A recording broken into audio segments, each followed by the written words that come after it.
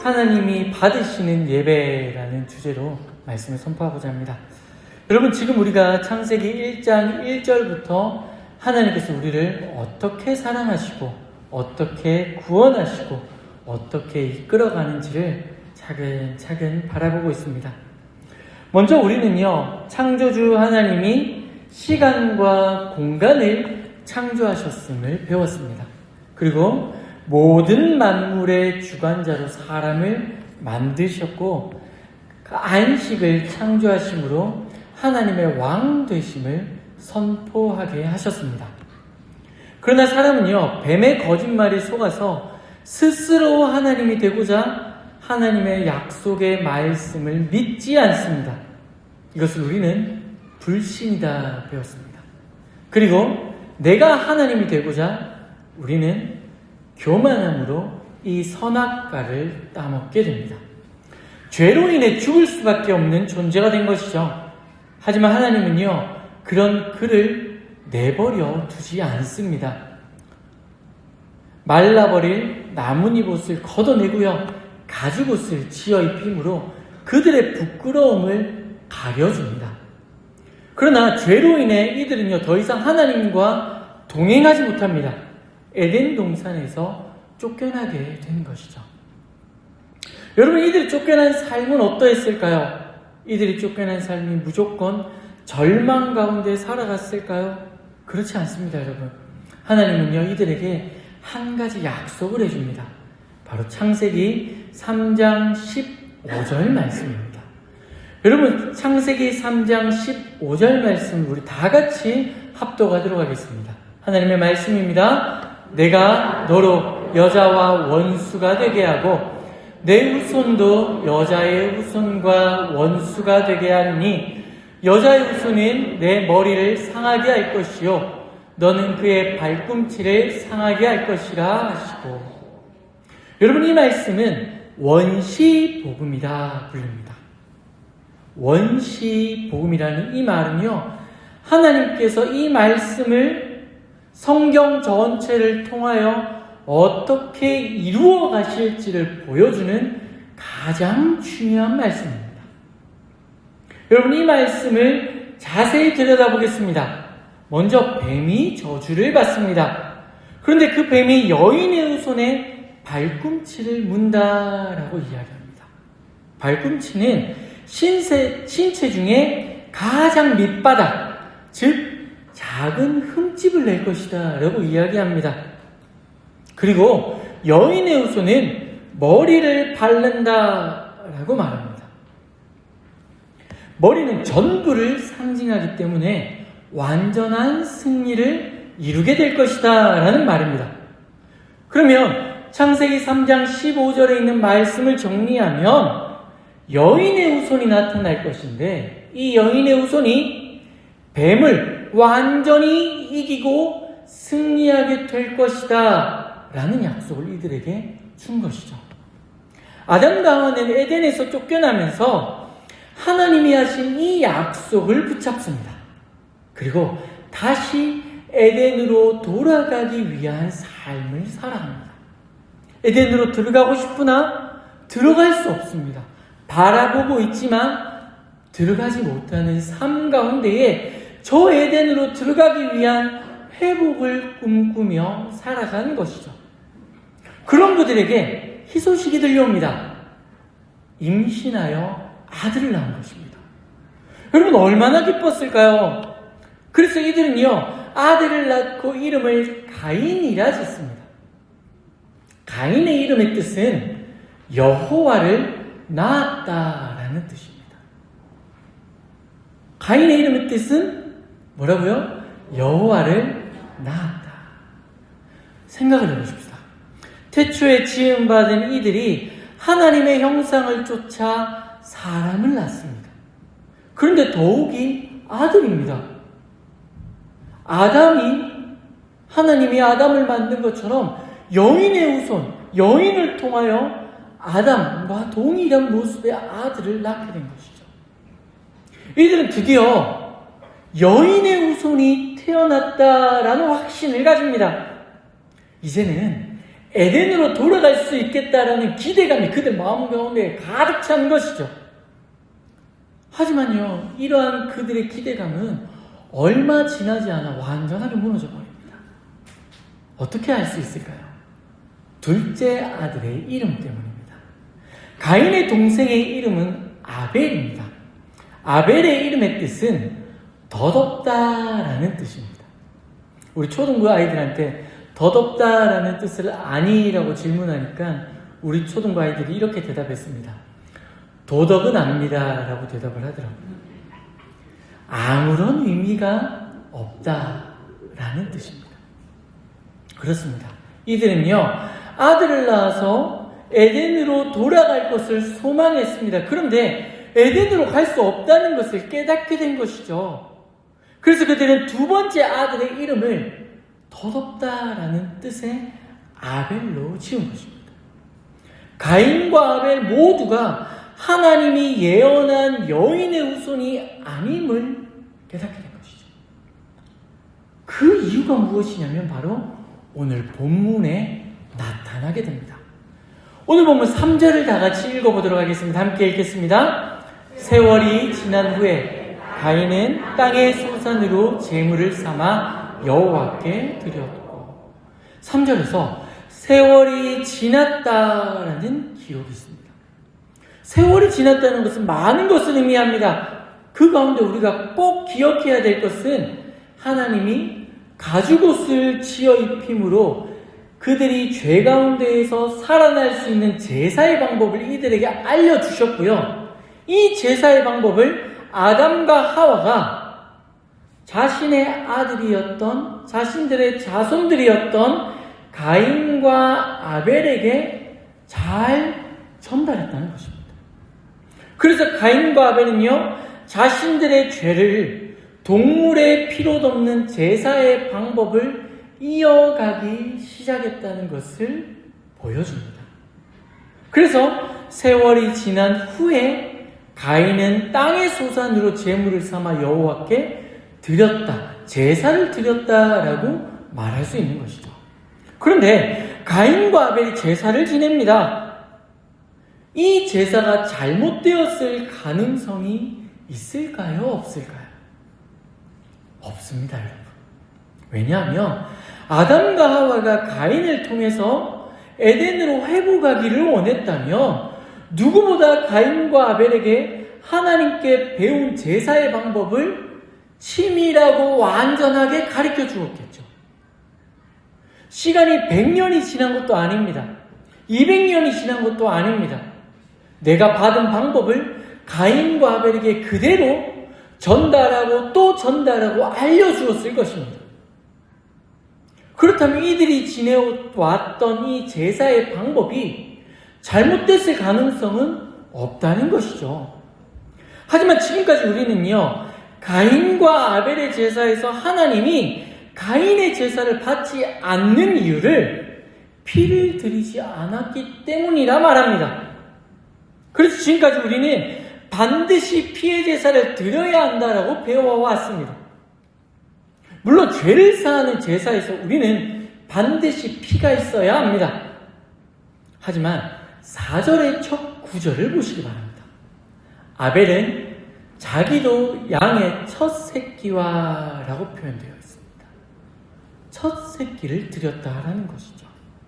즉, 지금 가인과 아벨이 드리는 이 제사는요, 죄를 사하는 제사가 아니라 감사제일 가능성이 높습니다. 감사제는요, 추수감사절과 같이 자신이 수확한 첫 것을 하나님께 드림으로 이 모든 것이 하나님께서 나에게 주신 것이다 라는 그것을 인정하는 것입니다. 하나님의 채우심을 기억하기 때문에 가인이 곡식을 드린 것은 아무런 문제가 되지 않는다는 것이죠. 즉, 제사에는 아무런 문제가 없었다는 것입니다. 가인이 드린 제사에는 문제가 없었고, 아벨이 드린 제사에는 문제가 없었습니다. 그렇다면 하나님은 왜 가인의 제사를 받지 않았을까요? 성경은 그 원인을요, 이렇게 분명하게 말합니다. 오늘 우리가 읽었던 본문 5절, 6절, 7절입니다. 우리 다 같이 한 번 더 읽어보도록 하겠습니다. 함께 읽겠습니다. 가인과 그의 재물은 받지 아니하신지라. 가인이 몹시 분하여 안색이 변하니 여호와께서 가인에게 이르시되 네가 분하여함은 어찌 됨이며 안색이 변함은 어찌 됨이냐. 네가 선을 행하면 어찌 낯을 들지 못하겠느냐. 자, 여기까지만 보도록 하겠습니다. 여러분, 성경이 하나님이 가인의 제사를 받지 않자 가인이 분해하고 있다라고 말합니다. 원어로 보면은요, 안색이 변했다라는 것을 고개를 이렇게 푹 숙이고 있다라고 표현합니다. 여러분, 아이들이 삐지죠. 아이들을 키워보시면 아시겠지만 아이들이 삐지고 화가 납니다. 그럼 어떻게 합니까? 눈을 마주칩니까? 안 마주칩니까? 안 마주칩니다. 머리를 어떻게 하고 있나요? 푹 숙이고 있습니다. 그러면서 어떻게 하죠? 궁시렁궁시렁 합니다. 알아들을 수도 없는 말을 어떻게 하나요? 궁시렁궁시렁 합니다. 지금 성경은요, 이 모습을 그대로 기록하고 있습니다. 쉽게 말해서 머리를 숙이고 궁시렁 대면서 화를 내고 있다는 것입니다. 그런데 가인의 모습을 보고 하나님은 7절에 뭐라고 말씀을 하시냐면 네가 선을 행하면 어찌 낯을 들지 못하겠느냐라고 말합니다. 하나님이 가인의 제사를 받지 않는 이유는요, 그가 잘못된 제사를 드렸기 때문만이 아닙니다. 요한일서 3장 12절은요, 그 이유를 이렇게 분명하게 밝혀줍니다. 요한일서 3장 12절입니다. 제가 읽어보겠습니다. 여러분 들어보십시오. 가인과 같이 하지 말라. 그는 악한 자에게 속하여 그의 아우를 죽였으니 어떤 이유로 죽였느냐? 왜 죽였냐? 자기의 행위는 악하고 그 아우의 행위는 의롭기 때문이다 말합니다. 하나님이 가인의 제사를 받지 않는 이유는요, 뭐라고 이야기를 하고 있습니까? 그의 행위가 악했기 때문이다 말합니다. 그렇습니다. 가인은요, 여호와를 낳았다라는 이름을 가진 사람입니다. 누구보다 아담과 하와의 기대를 잔뜩 받았던 아들입니다. 더 나아가 그를 통해 구원이 이루어질 것을 소망했기 때문에 하나님이 알려주신 제사의 방법을 누구보다 잘 알았던 사람입니다. 하지만 그의 삶은요, 악했습니다. 하나님의 말씀과 반대되는 삶을 살았습니다. 말씀이 없는 삶을 산 것이죠. 그래서 하나님은 그의 예배를 받지 않습니다. 그의 삶이 바르지 않았기 때문입니다. 말씀에 순종하는 삶을 살아내지 못했기 때문입니다. 여러분, 그러면 아벨은 어떠했을까요? 성경은 아벨의 제사를 이렇게 고백합니다. 히브리서 11장 4절입니다. 함께 읽겠습니다. 믿음으로 아벨은 가인보다 더 나은 제사를 하나님께 드림으로 의로운 자라 하시는 증거를 얻었으니 하나님이 그 예물에 대하여 증언하심이라. 그가 죽었으나 그 믿음으로써 지금도 말하느니라. 아벨은요, 무엇으로요? 믿음으로 그 예물에 대하여 하나님께 드렸다 말합니다. 그리고 그를 의로운 자다라고 증언합니다. 다시 말해서 그는요, 하나님의 말씀을 자신의 삶 가운데의 믿음으로 선을 행하는 삶, 의로운 삶, 말씀에 순종하는 삶을 살아간 것입니다. 여기서 이제 우리는 중요한 포인트를 발견해야 합니다. 가인과 아벨이 드린 제사는 지금 우리가 드리는 예배와 같습니다. 가인과 아벨은 동일하게 하나님이 원하시는 방식으로 예배를 드렸습니다. 그들은 동일하게 우리가 드리는 것처럼 예배당에 나와 하나님께 예배를 드렸습니다. 하지만 결과는 완전히 달랐습니다. 한 사람의 제사는 받고 또 다른 사람의 제사는 받지 않으셨기 때문입니다. 이유는 한 가지입니다. 그들의 삶이 달랐기 때문입니다. 삶이 바르지 않다는 것은 말씀과 삶이 다르다는 말입니다. 그는 하나님의 말씀을 모르지 않았습니다. 알고 있었습니다. 하지만 그의 삶에서 그는 불순종의 삶을 살아갑니다.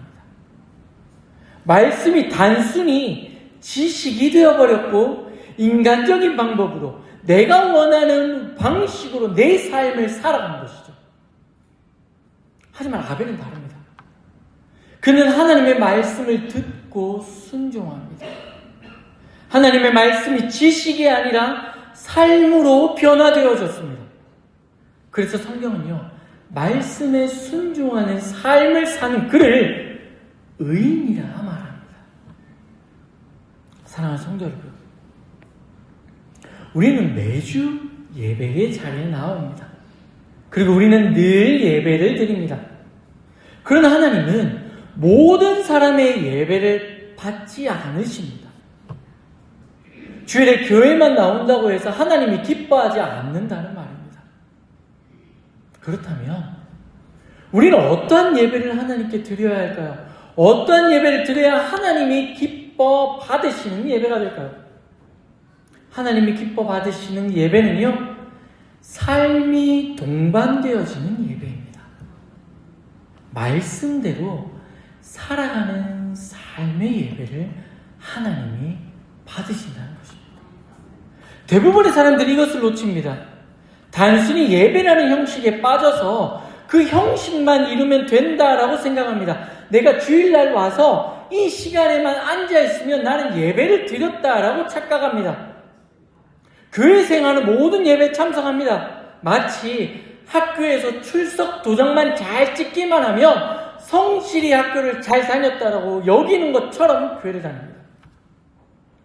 하지만 여러분, 이것은요, 심각한 문제를 야기합니다. 우리가 드리는 예배의 대상이 그 예배를 받든 받지 않든 상관없이 그냥 내가 예배를 드리는 그 행동이 내 결과가 되어버리기 때문입니다. 내가 예배를 나오는 것이 나의 목적이 되어버리는 것이죠. 이 자리에 앉아있는 것이 내 목적이 되어버립니다. 그리고 스스로 만족해버립니다. 내가 예배를 나왔으니까 나는 예배를 잘 드리는 사람이야. 하나님이 받든 받지 않든 내가 했기 때문에 내 할 일 다 했어 라고 착각하고 살아갑니다. 그러니 여러분, 문제가 생기면 하나님께 따집니다. 아니, 내가 이렇게 주일 출석을 이렇게 열심히 했는데 왜 나한테 이런 어려움을 주셔? 내 행위가 공로가 되어버리고 행위의 예배가 내 전부가 되어버렸기 때문에 내가 원하는 대로 되지 않고 내가 원하는 모습대로 되지 않으니 하나님도 내가 원하는 모습대로 되어야 한다라고 착각하는 것입니다. 여러분, 하지만 가인과 아벨을 통해 하나님은 우리에게 분명하게 말씀합니다. 하나님은 형식적인 예배의 행위만을 원하지 않습니다. 하나님이 원하시는 예배는 말씀을 듣고 삶에서 그 말씀을 믿음으로 선을 행하는 삶, 즉 순종하는 삶을 살아가는 예배입니다. 여러분, 아담의 모습을 보십시오. 아담이 실패한 이유가 무엇입니까? 말씀을 불신했기 때문입니다. 왜 불신했습니까? 내가 하나님처럼 되고자 하는 교만 때문입니다. 말씀의 순종은요, 이것을 내려놓는 것입니다. 하나님의 약속의 말씀을 믿는 것입니다. 그리고 그 말씀을 믿음으로 내 삶에서 살아내는 것입니다. 그렇습니다. 말씀이 살아서 삶으로 드러나는 예배를 하나님이 기뻐 받으신다는 것이죠.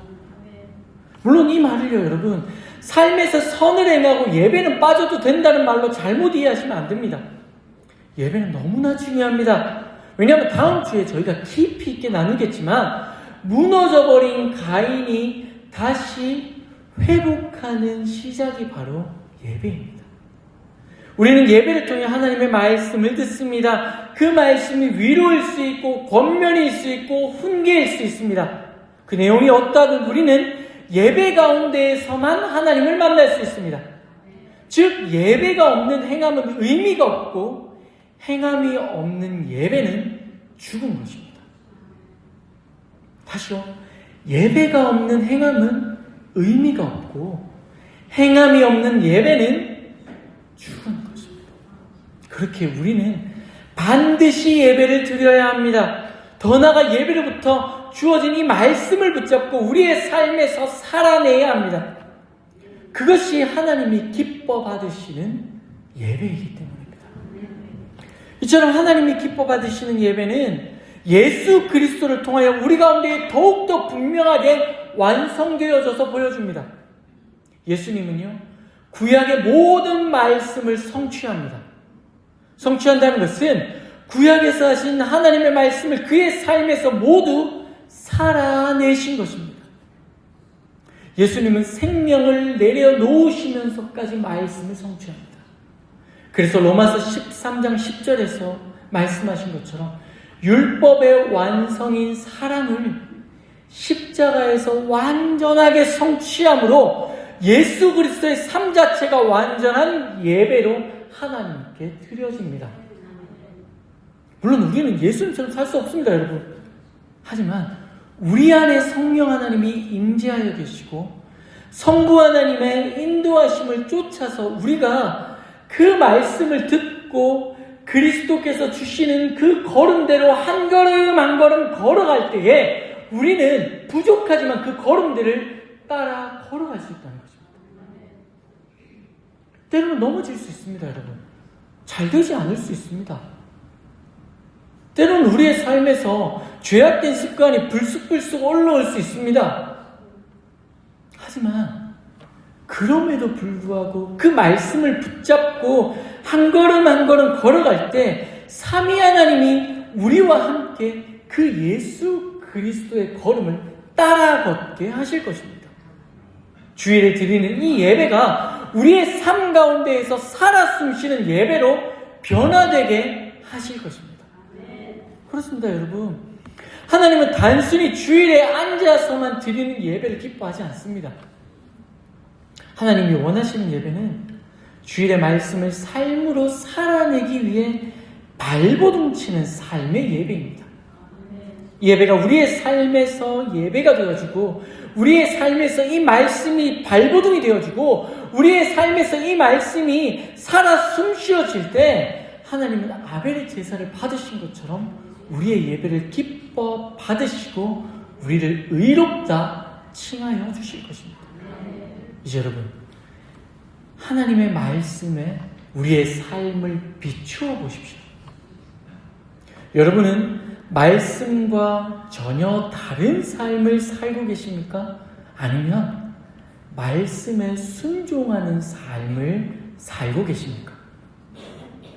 하나님은 여러분의 삶이 예배와 동떨어진 삶이 아니기를 원합니다.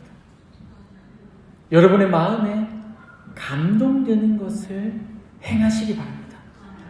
전도하고자 하는 마음이 드신다면 전도하십시오. 회개하고자 하는 마음이 드신다면 회개하십시오. 누군가를 용서하고자 한다는 마음이 드신다면 용서하십시오. 반대로 누군가에게 용서를 빌어야겠다는 마음이 든다면 가서 용서를 구하십시오. 내가 예배 자리에 나와야 되겠다는 마음이 든다면 예배 자리에 나오십시오. 내가 봉사해야 되겠다는 마음이 든다면 그 일들을 행하십시오. 여러분의 삶에서 죄악된 습관이 끊어야 되겠다는 말씀에 감동이 온다면 그것을 행하시면 됩니다. 말씀을 듣고 그 말씀이 여러분에게 하나님의 마음을 허락한다면 그 말씀을 살아내기 위해 발버둥을 쳐보십시오. 그 발버둥이 하나님이 기뻐하시는 삶의 예배로 여러분을 인도해 갈 것입니다. 말씀을 정리하겠습니다. 가인에게 예배는 지식이었고 습관이었습니다. 세상 사람들에게 예수 그리스도는 지식입니다. 예수님을 모르는 사람이 아무도 없기 때문입니다. 성탄절이 다가오고 있습니다. 성탄절에 예수님의 생일이라는 것을 모르는 사람은 아무도 없습니다. 이것이 지식입니다. 하지만 삶은 다릅니다. 아벨에게 예배는 삶이었습니다. 우리에게 예수 그리스도는 지식이 아니라 삶입니다. 하나님은 가인의 제사가 아니라 아벨의 제사를 받으셨습니다. 그 제사를 하나님은 우리도 드릴 수 있다 말합니다. 주일에 하나님이 허락하시는 말씀을 듣고 그 말씀을 삶으로 살아낼 때 치열하겠지만 그 걸음은 하나님이 받으시는, 하나님이 기뻐하시는 예배가 될 것입니다. 한 주를 사랑합니다. 여러분들이 서 있는 그 자리에서 말씀이 삶이 되어지는 그 예배의 주인공이 되어지시는 저 여러분 되시기를 주님의 이름으로 축복합니다.